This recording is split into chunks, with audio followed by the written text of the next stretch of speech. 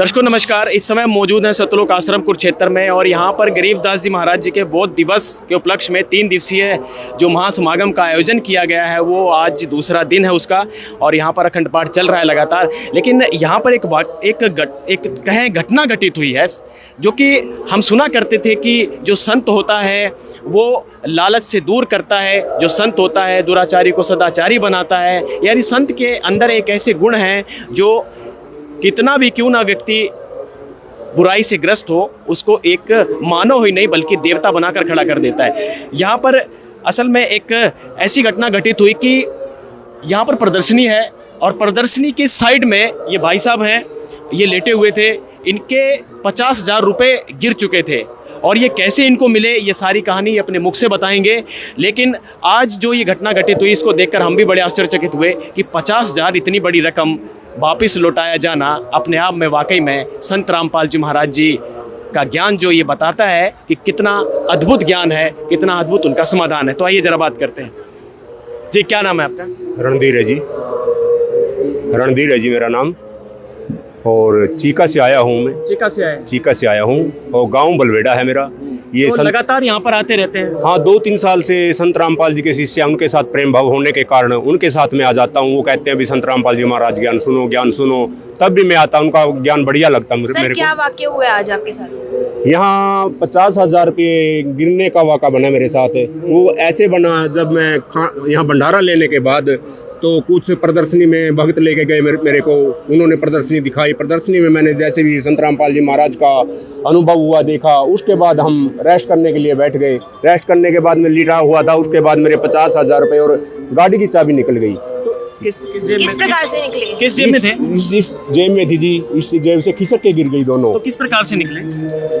आराम कर रहे थे क्या? हाँ, रेस्ट कर रहा था मैंने कोई पता नहीं था उस समय। सो गया था मैं। थोड़ी देर पहले कह रहे थे आराम कर रहे थे यार, पता ही नहीं चला कैसे गिरे वो। तो इसकी जानकारी कैसे मिली, कहाँ से पता जानकारी में जब चले गए थे यहीं पे कुछ यहीं पे थे हम। जब अपने बच्चों को लेकर घर चलने की तैयारी की तो मैंने गाड़ी की जेब में हाथ मारा, गाड़ी की चाबी नहीं मिली मेरी।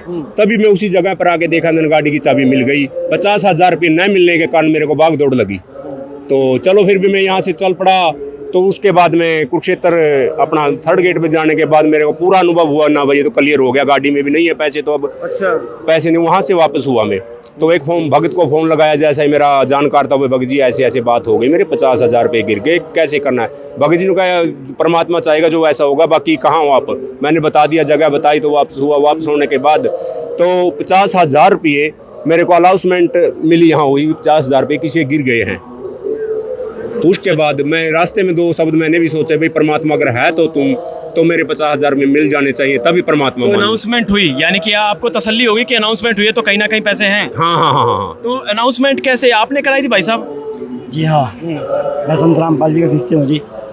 और हमें जो है ना वहाँ पे पंडाल के अंदर जहाँ पे हम रेस्ट कर रहे थे ना, यमुनानगर जिला सेवादारों की एक मतलब बैठने की, आराम करने की जगह बना रखी है।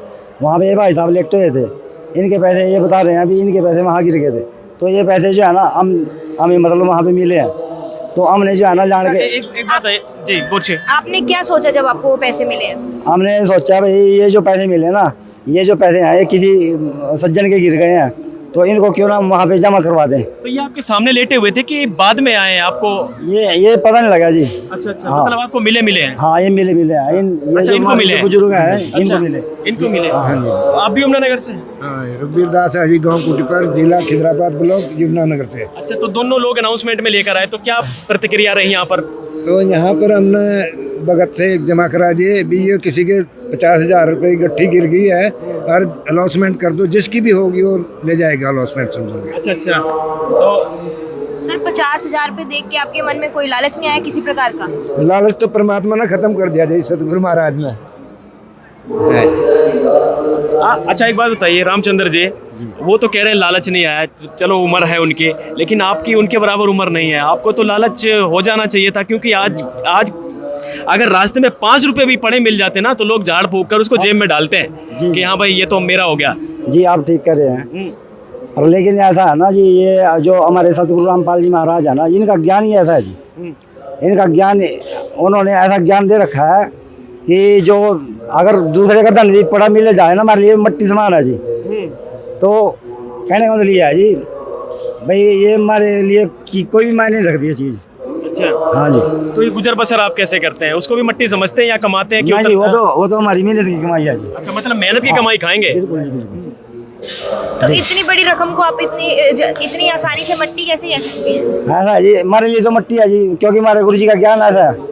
अब गुरु जी कह रहे हैं भाई दूसरे का धन थे नहीं, अपने धन थे, अपने मतलब जो अपने हाथों की कमाई हुई होगी ना, वो सही काम, मतलब वो बरकत देगी। हमारे गुरु जी ये कहते हैं कि अपना मेहनत करके खाओ, चाहे थोड़े में गुजर बसर करो, जो कहा वो मतलब आपको लाभ देगा। थोड़ा बहुत भी लालच नहीं है। ये तो परमात्मा का ज्ञान है जी। ये तो हमारे लिए मट्टी है जी, एक किस्म की। ये जो पैसे मिले थे ना जी, ये 50,000 की गट्टी है, देख लो आपके सामने है जी, ठीक है, ये देख लो। और ये जो है ना, ये जो है ना, हमारे लिए कोई मायने नहीं रखती, क्योंकि जिसका धन है ये उसी का ही है, ये हमारा नहीं है।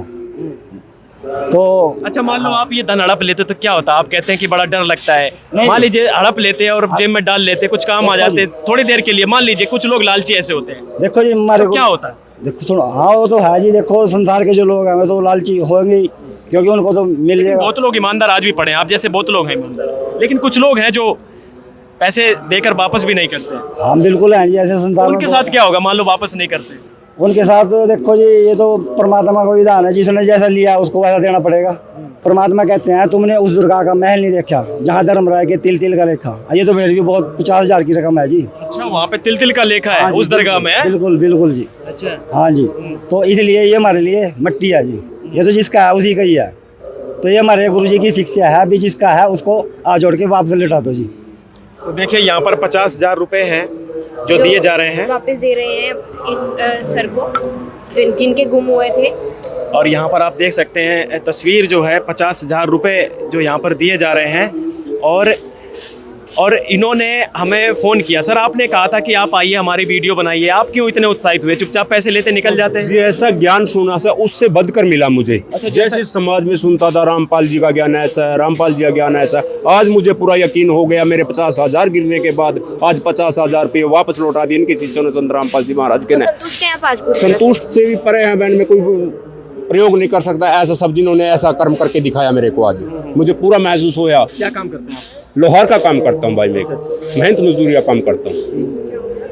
तो देख सकते हैं आप दर्शकों, यहाँ पर जो 50,000 रुपए लौटाए हैं इन्होंने और बड़े खुश हैं। और इन्होंने कहा था कि आप आइए एक बार कवरेज कीजिए, तो हम आए यहाँ पर सतलोक आश्रम में। सर आपके साथ इतनी बड़ी घटना हुई है, तो इसके बाद आप क्या संदेश देना चाहेंगे उन लोगों को जो बोलते हैं कि जो आजकल के चोरी जारी के ज़माने में यहाँ पे इतना ज़्यादा साफ भाव से नहीं रह सकते, उनको आप क्या बोलना चाहेंगे?